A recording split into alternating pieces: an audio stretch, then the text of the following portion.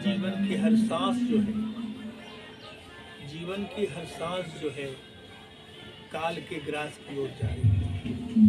संसार के प्राणी अगर इन पर ध्यान ना देंगे तो संसारासक्त होकर के दुख झेलते रहेंगे। इन्हें चाहिए कि सदगुरु के शरण में आकर और सदगुरु की वाणी को समझकर अपने जीवन को और अपने जीवन के लक्ष्य को प्राप्त करें। और यूं ही जीवन बिता लेने से कोई लाभ नहीं है। जीवन का सार केवल यह है कि आप सदगुरु के लक्ष्य में लक्षित हो जाए। जहाँ तक आप दृष्टि जाती है वो सभी काला बुद्ध है। काल संसार के प्राणियों को खा रहा है, हर पल हर क्षण खाता है। कभी काम से, कभी क्रोध से, कभी लोभ से, कभी मोह से, कभी तो अहंकार से सर्वस्व ग्रास कर जाता है। इसलिए संसार के प्राणी को इस संसार में चेत करके चलना चाहिए और अपनी आत्मा की ओर उन्मुख होना चाहिए। जीवन का यही सच्चा रास्ता है। कबीर साहब कहते हैं, रहना नहीं देश वीराना है, रहना नहीं देश वीराना है।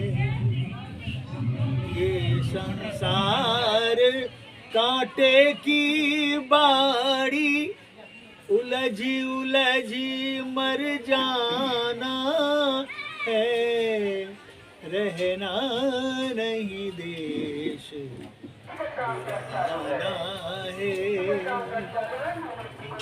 ये जीवन कागज की पुड़िया, ये जीवन कागज की पुड़िया, बूंद पड़े गल जाना है, रहना नहीं देश वीराना है, रहना नहीं देश वीराना है। कहत कबीर सुनो भाई साधो,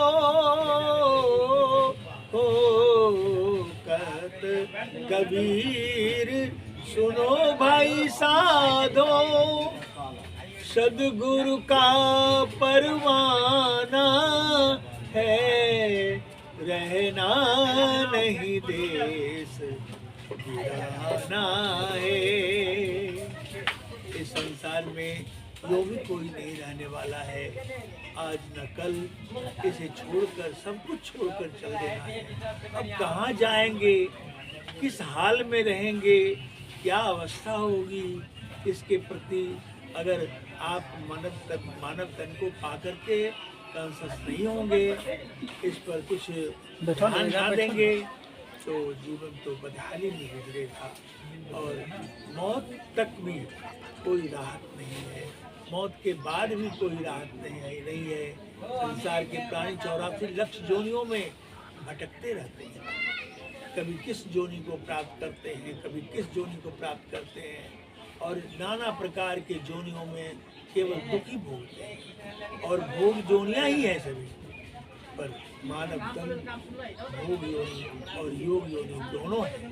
इसमें इस रूप को पाकर के, इस अवस्था को पाकर के हमें चेतना चाहिए। यही सौभाग्य है, यही जीवन है मानव की उचित चोटी पर पहुँचने का। मानवता की प्राप्ति के लिए यही एक सबसे सुंदर रास्ता है। इतना ही करके मैं वाणी विराम करता हूँ। साहिब।